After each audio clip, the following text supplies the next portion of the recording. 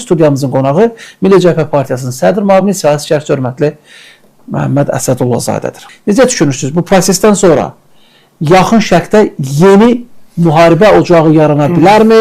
Yeni müharibə ola bilər? Təbii ki, Sebahın İraq Regional Kürd Muxtariyyətinin baş nazirinin ofisinin, həmçinin kəşfiyyat mərkəzinə kamikaze pularla zərbə endirməsi bu Sebahın eskalasiyada maraqlı olduğunu göstərir və artıq qonşu ölkələrlə normal münasibətlər sistemini qurmaq istəmədiyini də biz artıq fərqindəyik. Qeyd edim ki, ABŞ və İran arasında memorandum artıq 60 günlük atəşkəs rejimində başa çatdı və aparılan danışıqlarda heç bir nəticə vermədi və bu onu göstərir ki, İran müharibəyə hazırlaşır. Kimlə müharibə? Amma biz görürük ki, daha çox qonşu ölkələrə qarşı bu təhdid və təhrik edici addımlar atır. Amerika Birləşmiş Ştatları müəyyən qədər müharibədə maraqlıdır. Bilirsiniz ki, Donald Trump seçkilərə gedir. Ona görə də bundan sui-istifadə edən İran rəhbərliyi xüsusilə hərbi qanadında İranda çevriliş yolu ilə tamamilə hakimiyyəti ələ alan Sebah konkret olaraq regionda öz mövqeyini gücləndirməyə çalışır. Hesab edirəm ki, Kürd muxtariyyətinə hücum birbaşa oradakı sistemi cəzalandırmaqdır. Nəyə görə? O rejim, oradakı Kürd muxtariyyəti Türkiyə ilə daha sıx əlaqələrə malikdir. Türkiyə ilə bir çox proqramlar da həyata keçirirlər.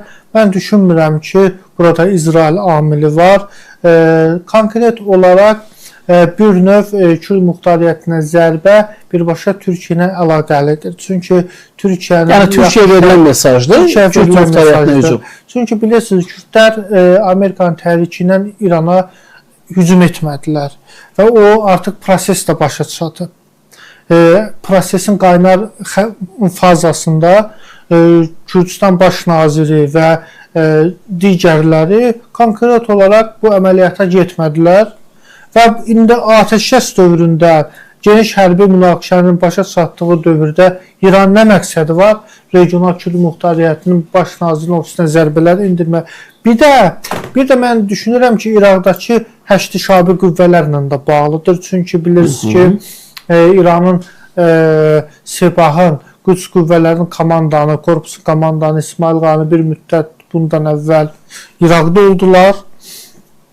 Və İraqda, bəli. Onlar həşdi şabi İranın proksi qüvvəsidir və İraqın baş naziri də sentyabrın 30-na kimi həşdi şabi qüvvələrə silahı təhvil verməsini tələb edir. Mən hesab edirəm ki, Türkiyədə həşdi şabi qüvvələrin sıradan çıxarılmasında təbii ki, maraqlıdır.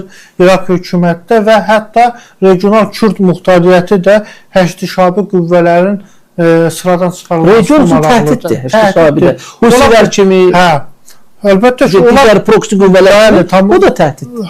Tamamilə doğrudur. Onların da məqsədi İraqda hakimiyyət əl almaqdır. Və ola bilər ki, bir anlıq təsəvvürə gəlinci İraqda hakimiyyətə həşdi şabi gəlib. İkinci bir İran deməkdir. Bəli. Bu region üçün böyük bir təhlükədir. Ola bilər ki, peşmərcə qüvvələri həşdi şabiyə qarşı yeni bir silahlı münaqişəyə cəlb olunmaq bir plan olub.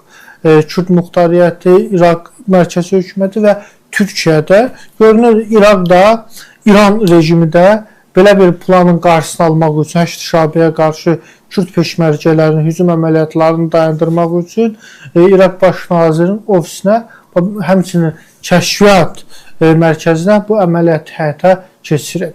Yəni birbaşa baxın, İran nə edir? Bu günləri bəyanat verdilər. Onlar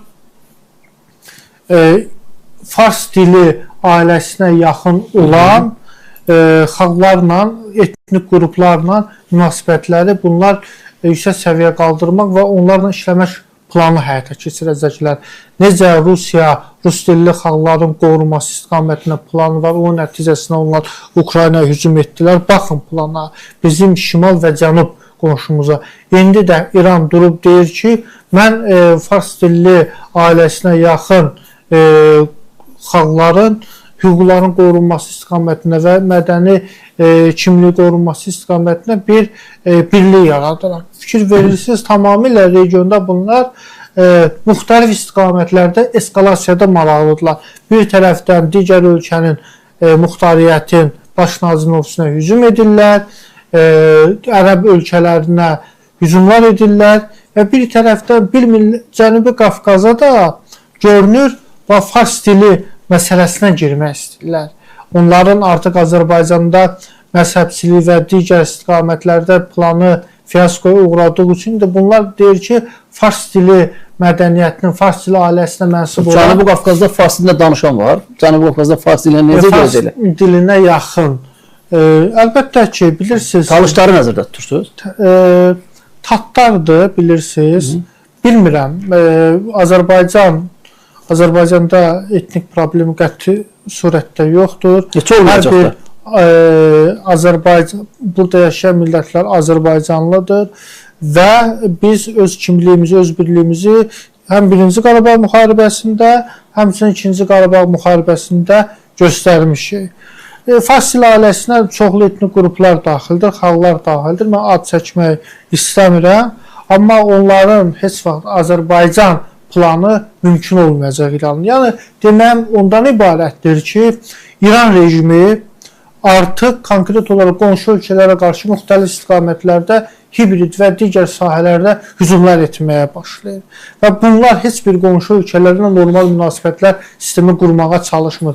Xüsusilə İran rəhbərliyində olan SEPA, İslam İnqilabçı İslam Korpusu, fars şovinizmi, Sasani imperializmi siyasətinə, əhmənizm siyasətinə həyata keçirmək istəyirlər. Və mən hesab edirəm ki, artıq İranda dini rejim də sona çatıb. Çünki bunlar mollaları tamamilə kənara veriblər. SEPA rejimi hakimiyyətdə İranda. Buna açıq demək lazımdır. Prezident Məsud Pezeşkiyanı tamamilə bunlar idarə kənarlaşdırıblar. SEPA idarə edir ölkəni. İslam İnqilabçı İslam Korpusu adlanan bir hərbi təşkilat hakimiyyəti. Əslində İranda legitim hakimiyyət yoxdur. Tamamilə bir terrorçu qrupun əlindədir dövlət. Bəli. Qərb ölkələrdə SEPA terrorçu qrup kimi tanınır və həmin bu qrup SEPA ona istinad edərək dedim ki, terrorçu qrup. Heç bir demək olar ki, SEPA-hı qonşu ölkələr normal münasibətlər sistemi qurmur. Baxın, əgər bunlar bu eskalasiyanı davam etdirəcəklərsə, qonşu ölkələrlə münasibətləri gərginləşdirəcəklərsə, qonşu ölkələr onda İrandakı ələ alan SEPA-hın hakimiyyətini legitim hesab etməyəcək. Necə ki, heç bir ölkə qonşu ölkədə Əfqanistanı, Talibanı legitim hökumət kimi tanımır. Sabahları SEPA-hı da İranda elə tanıya bilərlər. Təbii ki, də bu da mümkündür. Baxın, Zəngəzurla bağlı məsələ, siz anonsdan da qeyd edibsiniz. İran prezidenti deyir ki, Zəngəzur dəhlizi İransız bir problem törətmir, milli təhlükəsizlik üçün problemi yoxdur və bu regionda iqtisadi inteqrasiyanı özündə etibar edir. İran da bu yoldan istifadə edə bilər. Amma SEPA-nın general mayoru Rəhim Səfəvi çıxıb deyir ki, Zəngəzur dəhlizi təhdiddir, o açılmamalıdır və bir növ trip layihəsi bəhanə edərək Zəngəzur dəhlizidir bunlar. Demək olar ki, hədəfə İranda hakimiyyət ikiyə bölünür. Bir tərəfdə